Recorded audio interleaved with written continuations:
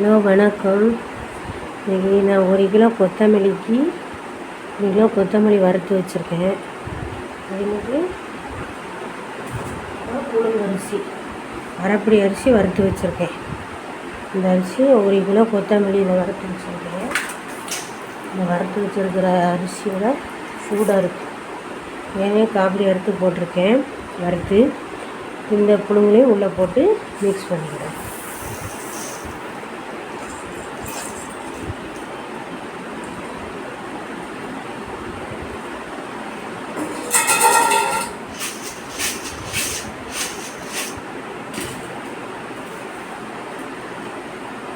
நம்ம 1 kilo கொத்தமல்லிக்கு 3/4 kilo வத்தல் போட்டு திரிக்கணும்.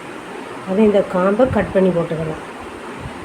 கட் பண்ணி போட்டு புழுங்கலரிசி எதுக்கு வறுத்து போடுறோம்னா, இந்த குழம்புக்கு குழு தன்மை இருக்கும். குழம்பு சூப்பராக இருக்கும்.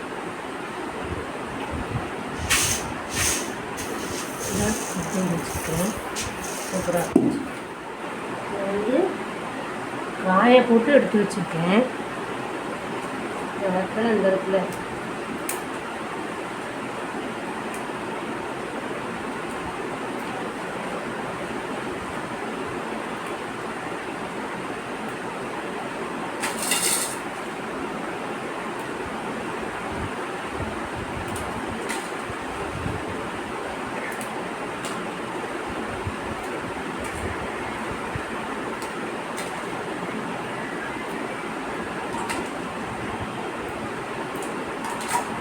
வத்தல் இந்த மாதிரி நம்ம கிளி எடுத்துக்கணும்.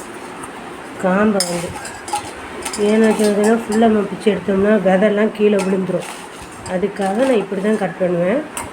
கட் பண்ணி திரிக்க கொடுக்க எல்லாம் ஒன்றா போட்டு திரிச்சு விடுறது.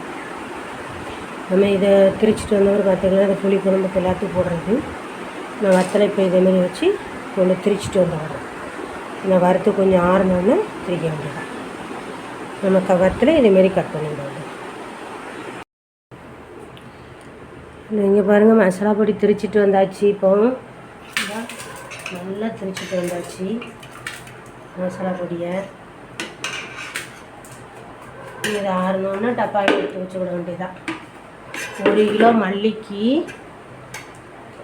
1 கிலோ கொத்தமல்லிக்கு 3/4 கிலோ வத்தல், ஒரு 2 உலக்கு அரிசி வறுத்து போட்டிருக்கேன். போட்டு மசாலா பொடி திரித்து வச்சுருக்கேன். மஞ்சள் பொடியும் போட்டிருக்கேன். 50 கிராம் மஞ்சள் பொடியும் போட்டு திரித்து வச்சுருக்கேன். இது நம்ம 2-3 மாதத்துக்கு குறைஞ்சது 3 மாதத்துக்கு காணும்.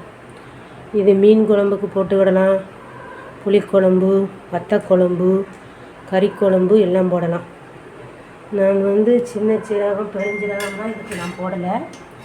வெறும் பார்க்க ரொம்ப சகப்பாக இருக்கும் அப்படிலாம் ஒன்றும் இல்லை.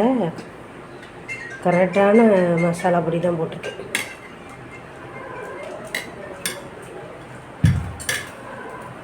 போட்டு திரிச்சு வச்சுருக்கு. இதேமாரி உங்கள் வீட்லேயும் மொத்தமாக திரிச்சு வச்சுக்கோங்க. திரிச்சு வச்சுக்கிட்டு நம்ம கடையில் வாங்காமல் வீட்டில் வைக்கிற அரைச்சி வச்ச குழம்புக்கு ருசி தனி தான்.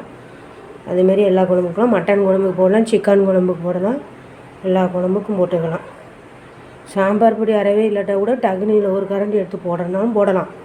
நான் சின்ன சீரகம்லாம் சேர்க்குறது கிடையாது. வெறும் மல்லி, பொரியரிசி இந்த குழுகுழுப்பு தன்மைக்கு மல்லி, வத்தல், பொரியரிசி வறுத்து போட்டிருக்கேன். புழுங்கரிசி இவ்வளோதான்.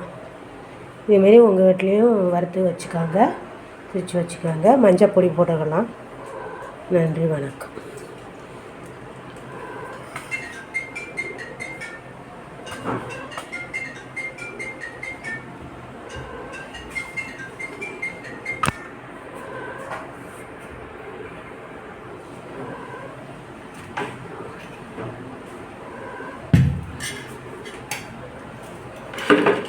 வீணார் அங்கே போ, வீணார் கொடு, அங்கே போ.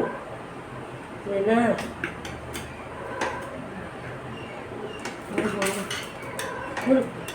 நீ அங்கே போடா.